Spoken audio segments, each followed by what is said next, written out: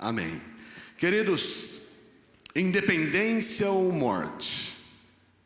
Apesar dessa frase não estar na bandeira, essa frase foi lembrada quando na comemoração da Semana da Pátria, que comemorou o bicentenário da independência do Brasil.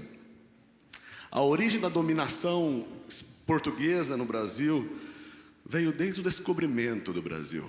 Lá quando Pedro Álvares Cabral chegou aqui no ano de 1500 e astutamente, às vezes violentamente, mas astutamente, foi tomando direção dos moradores locais que aqui viviam. Foi um período de muito abuso. Aqui foi uma verdadeira colônia de exploração. Os portugueses tiraram tudo que era bom daqui. O melhor daqui era levado para Portugal, seja ouro, prata, pau-brasil. O país foi roubado, espoliado, índios massacrados, negros africanos vindos escravizados, sem nenhuma preocupação. O Império Português no Brasil sem nenhuma preocupação com os brasileiros.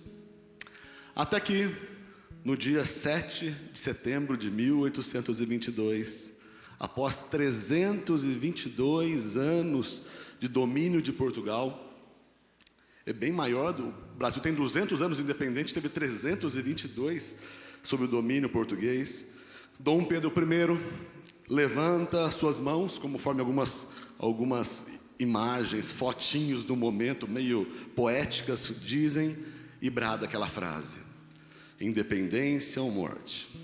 Mas não foi um processo fácil. Porque houve rebeliões em alguns lugares do Brasil. Maranhão, Pará, Bahia se insurgiram contra a independência, o que precisou de energia para ser contido. Todos aqueles que se opuseram à independência do Brasil foram calados duramente. E ainda estamos aprendendo a ser independentes enquanto nação. E essa situação do Brasil se assemelha muito à situação da história espiritual da humanidade. No início, quando sorrateiramente a serpente enganou Eva, sob a promessa de muitos benefícios: coma do fruto que os seus olhos se abrirão e vocês serão como Deus.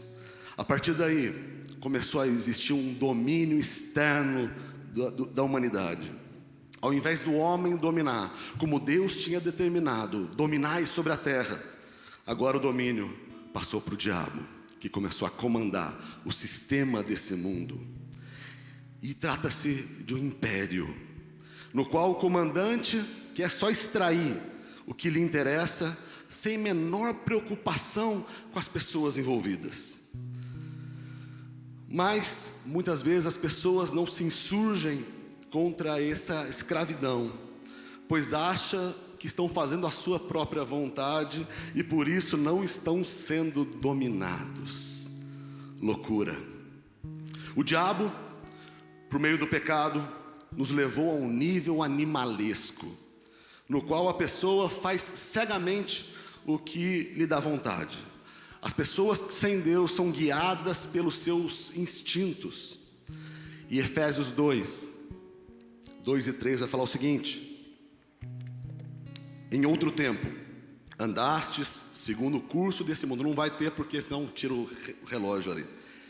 Em outro tempo andastes segundo o curso deste mundo, segundo o príncipe das potestades do ar, do espírito que agora opera nos filhos da desobediência. Existe um sistema mundial, mundano, diabólico, em que opera, que são escravizados à vontade do diabo, entre os quais todos nós também antes andávamos nos desejos da carne e dos pensamentos, e éramos por natureza filhos da ira, como também os demais.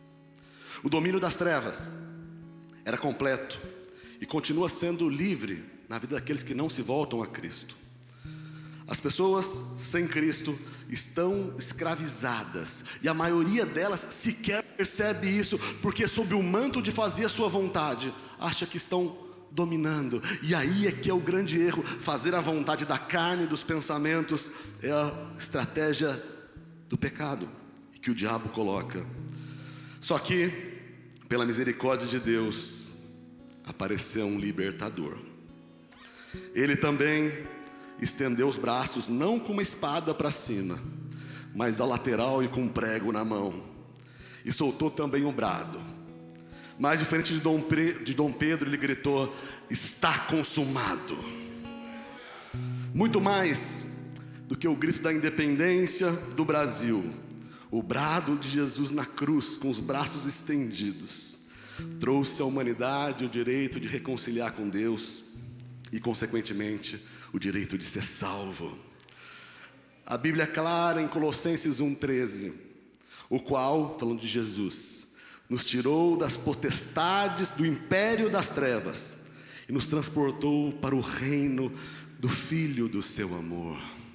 O império das trevas, como a gente falou, no império as pessoas são meros instrumentos para alcançar a vontade do dominador, mas a gente saiu do império das trevas, agora não é para o império de Deus, ainda que poderia ser o império de Deus, porque Ele é o Deus Todo-Poderoso que venceu, mas Ele nos chama para o reino do Filho do seu amor, em que as pessoas são consideradas nesse reino, e que o sucesso delas é buscado através do reinado do Senhor.